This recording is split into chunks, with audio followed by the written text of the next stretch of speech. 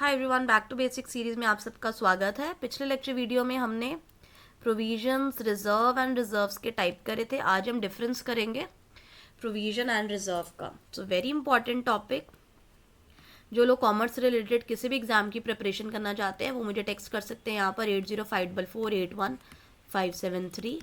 And अगर आप +2 का एग्ज़ाम दे रहे हैं 24 फेब को एंड कोर्स ज्वाइन करना चाहते हैं 299 में, तो आप उसके लिए भी मुझे इस पर मैसेज कर सकते हैं।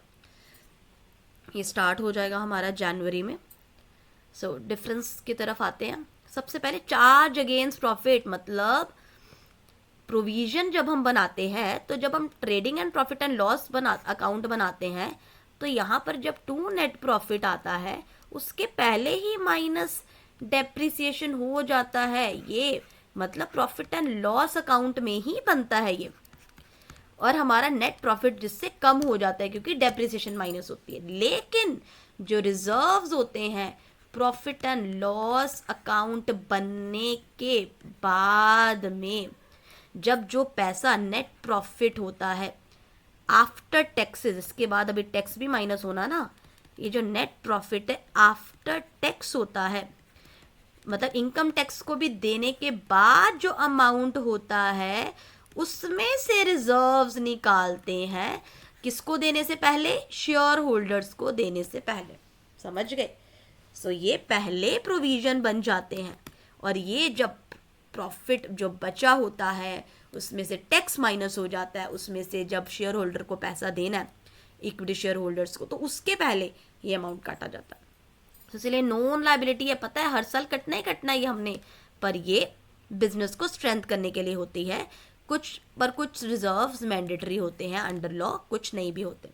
सो इससे टैक्सेबल प्रॉफिट कम हो जाता है। क्यों? क्योंकि टैक्स माइनस करने से पहले डेप्रिसिएशन माइनस करते हैं। इसका टैक्स पर कोई इम्पैक्ट नहीं है, नाम से क्लियर है। क्यों? क्योंकि ये tax net profit after tax के बाद निकाला जाता है। ठीक है जी। सो या तो आपको जो प्रोविजंस है एसेट साइड पर शो हो जाता है या लाइबिलिटी साइड पर शो होता है। एसेट साइड पर अगर करना है तो माइनस करके, नहीं तो लाइबिलिटी साइड पर अंडर करंट लाइबिलिटी हो जाता है। अगर एसेट साइड पर प्रोविजन शो करना है तो उसमें से माइनस करके एसेट माइनस प्रोविजन, और अगर लाइबिलिटी साइड पर है तो करंट लाइबिलिटी के नीचे लिख देते हैं। और जो रिजर्व्स है ये लाइबिलिटी साइड कैपिटल अमाउंट के बाद आता है, लाइबिलिटी में ही लिखा जाता है। ठीक है जी। I hope that is clear to all of you.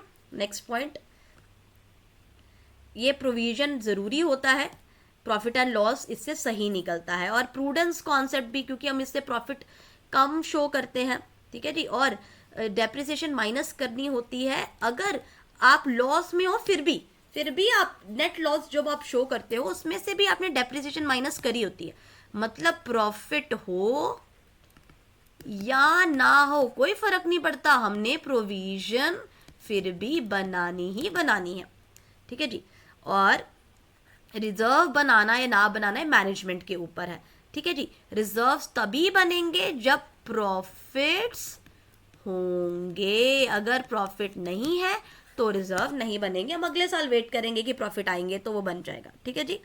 However certain cases law ने बोला है कि डिबेंचर और रिडम्पशन रिजर्व बनाना ही बनाना है, मतलब ये कंपलसरी है, चाहे प्रॉफिट है चाहे नहीं है। अदरवाइज प्रॉफिट होगा तो ही रिजर्व्स बनेंगे।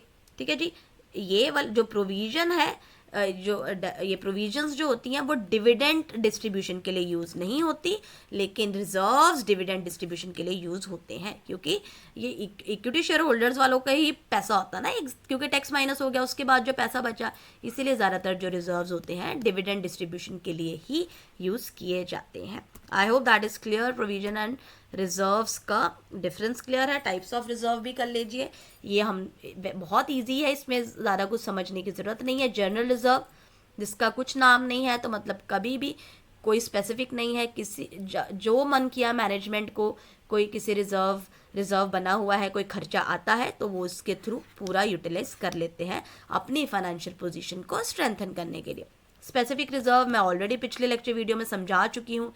Dividend equalisation fund, dividend pay out करना है उसके लिए रिजर्व अलग से बनाया जाता है।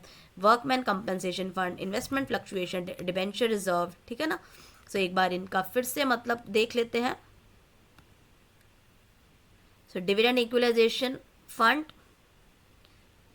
जब लो प्रॉफिट है तो reserve amount is use to maintain the rate of dividend, ठीक है नहीं। अगर आपने 10% रेट लिखा हुआ है डिविडेंड का, अब इस बार प्रॉफिट कम है, 10% हम नहीं दे पाएंगे, तो पहले का आपने रिजर्व बनाया होता ना, तो उससे आप 10% डिबेंचर होल्डर को दे देते हो। वर्कमैन कंपनसेशन फंड, अगर एक्सीडेंट हो गया है तो वर्कमैन को पैसा देना है तो वो इससे आएगा। इन्वेस्टमेंट फ्लक्चुएशन फंड, अगर इन्वेस्टमेंट की वैल्यू किसी कारण लो हो जाती है, जो आपने शेयर्स वगैरह में पैसे लगाए हैं ड्यू टू मार्केट फ्लक्चुएशन, तो आपने अगर अलग से फंड इसका क्रिएट किया हुआ है तो आपको प्रॉब्लम नहीं आएगी। डिबेंचर रिडम्पशन फंड, जब डिबेंचर रिडीम हो करने हैं हमने डिबेंचर होल्डर्स को, उन्होंने जो पैसा लगाया है वो वापस करना है, उसके लिए फंड बनाया जाता है। आई hope that is clear. And इसको कहते हैं रेवेन्यू और कैपिटल रिजर्व्स के बेसिस पर भी डिफ्रेंशिएट किया जाता है, ठीक है जी। और रेवेन्यू में क्या आता है और कैपिटल में क्या आता है वो हम नेक्स्ट लेक्चर वीडियो में डिस्कस करेंगे। अभी इस लेक्चर के लिए यही ठीक है। What is the difference between provision and reserve and types of reserve. Thank you so much, stay tuned for the same.